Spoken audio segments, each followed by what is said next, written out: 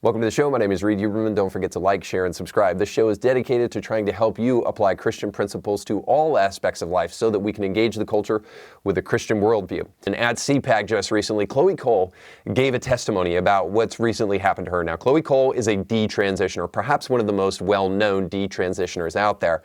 When she was about 13, she started her transition journey, and then by 15, she had a double mastectomy, as you'll hear in just a moment.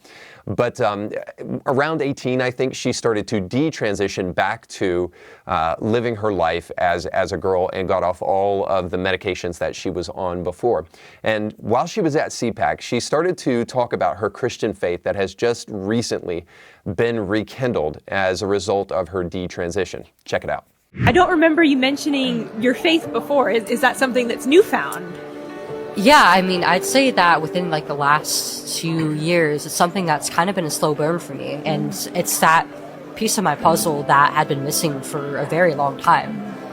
I think it's exactly what led me into this in the first place, that confusion around my identity and around the world and around male and female and my purpose as a woman. I think ultimately came from a lack of faith. It came from a lack of objective reality and morality, and I needed that objective, that solid background, that solid foundation that Christ has now given me. Now, first I have to mention, for all of you people out there who claim that little kids, and yes, a 13-year-old and a 15-year-old are little kids, that this is not happening to children. This isn't happening to minors. There's no reason for these laws to be in places like Tennessee, thank God for it, and other places, that wherever they're outlawing transgender surgeries in states, it's not necessary because this isn't happening. I hope you listen to Chloe Cole's testimony and understand that this was happening to her socially at 13 and then surgically at 15. So this monstrous practice cannot end soon enough. But the most important thing to note about her testimony is that she shows us where this monstrous practice comes from. It comes from a post-Christian society. And I've argued this on the show many, many times before, that ultimately transgenderism is a response to a post-Christian society. So in the absence of God, we've had to totally redefine humanity, and that's what the transgender cult has tried to do. And this is what Chloe Cole says, that it was only because she rejected her faith that she began to explore this new identity. But now that she has rejected it and she's seen what it has done to her and countless others, it has caused her to rekindle her faith and reanalyze the truths of Christian scripture. We'll get back to the show in just a moment, but today's show is sponsored by our friends over at Sweet and Savory. And Sweet and Savory is an online or in-person cooking experience where you can learn to cook some of the best meals you've ever had in your life. Maybe you missed out on an epic Valentine's Day, or things didn't happen the way you want. The food was cold, the service was bad, which isn't hard to find these days, and you want a great, fun, entertaining experience where you actually have good food. Well, Sweet and Savory Classroom can help you with all that. They can give you online classes if you're not in the classroom area, or you can book your next experience by going to sweetandsavoryclassroom.com. And when you check out, make sure to use the promo code IndieThinker for a discount on your order.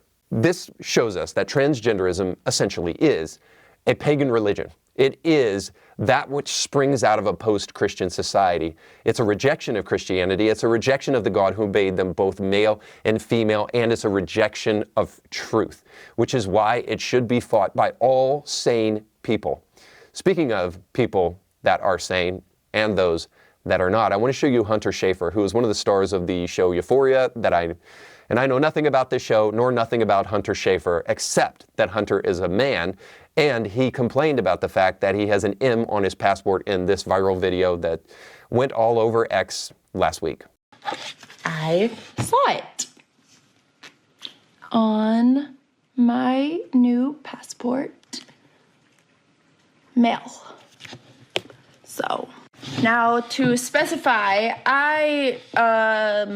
my gender markers were first changed in my teens when I first got my driver's license, and then passports following. All have been female since then. Hasn't really been a problem. And I was shocked. Because I don't know. I just didn't think it was actually going to happen. And like, I want to acknowledge my privilege, like not only as a like famous or like celebrity trans woman who is white and thin and can adhere to like contemporary beauty standards, and I can participate in all of that. And I pass, and it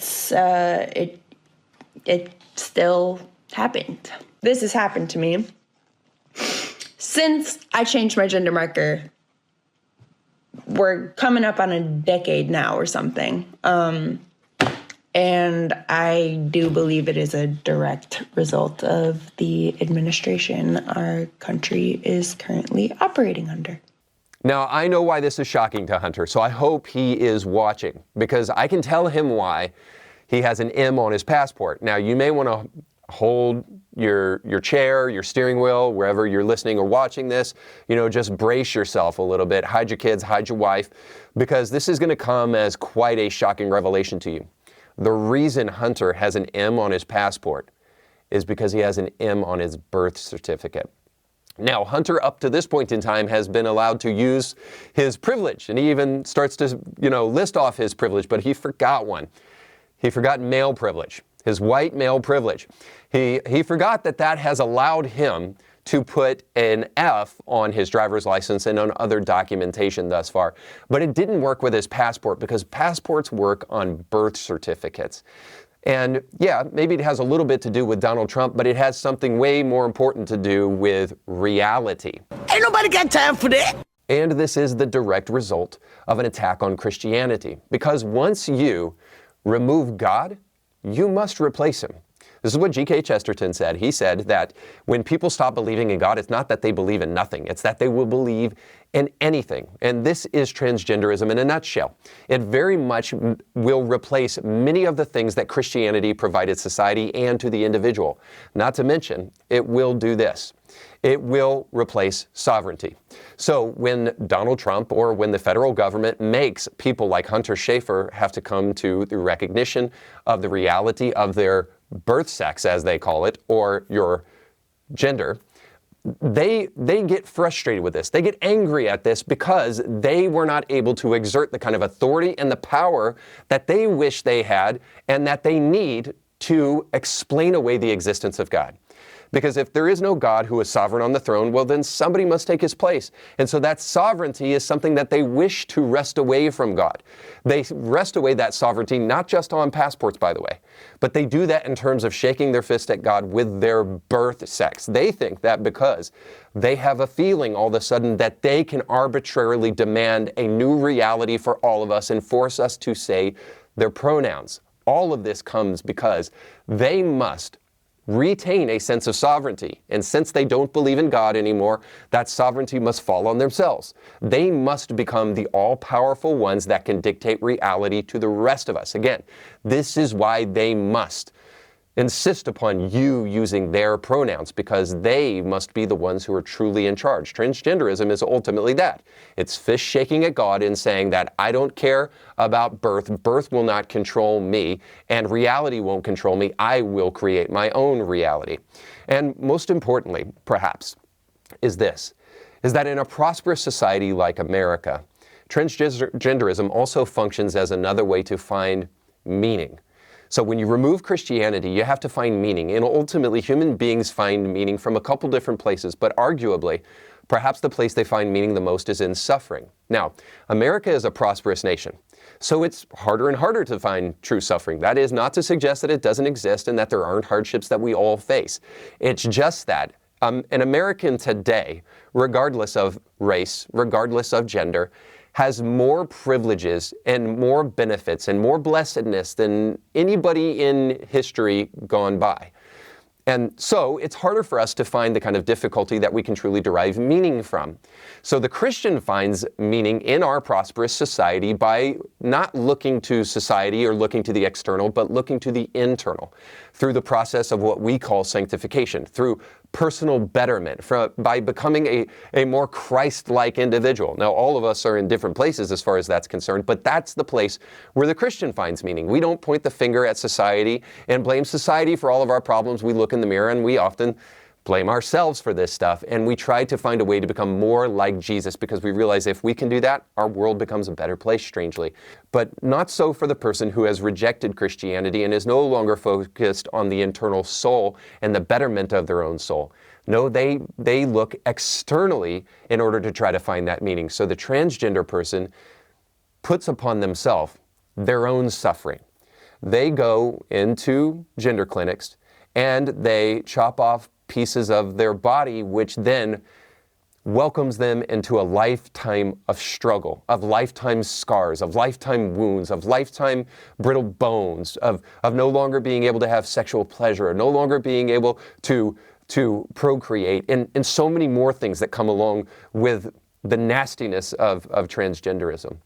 It's a self-inflicted kind of suffering in order to play the victim so that you can overcome that suffering. Again, we find meaning through the overcoming of these kind of difficulties.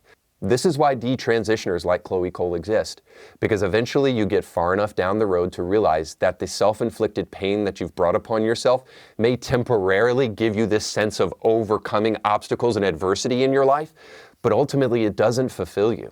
It doesn't fill the God-shaped hole inside of each and every one of us. No surgeon, no amount of pharmaceuticals will be able to do that. Putting this in a different way, if you wanted to attack, let's say, the king, you wouldn't really be able to attack him directly because he's in a castle. So the way villagers in the past would do this is they would make an effigy of the king. They would attack the next best thing to the king himself, and they would attack an image of the king, and they would beat it, and they would burn it, put it on stakes, and all sorts of different things in order to strike back to show their disappointment or their disapproval of the king. Well, as far as God is concerned, man cannot strike God directly. They can only shake their fist at him, or they can attack the thing that's next best to God himself. They can attack the image of God. They can attack those who are made both male and female, and there is no in between. They can attack themselves in order to strike back at God. And this is exactly what transgenderism is. It's an irrational hatred toward the religious without recognizing that the religious is actually something that is good for your soul. Thank you for taking the time to watch that segment of the Indie Thinker podcast. If you enjoyed that, you'll love the full show, and you can find a link for that full show down in the description of this podcast. You can also click somewhere on the screen to access more Indie Thinker content, and you can become a member of Indie Thinker over at indiethinker.org/support, where you can gain exclusive access to ebooks, audiobooks, and movies that will help take your Christian worldview to the next level. But most importantly, don't forget to like, share, and subscribe, and go with God.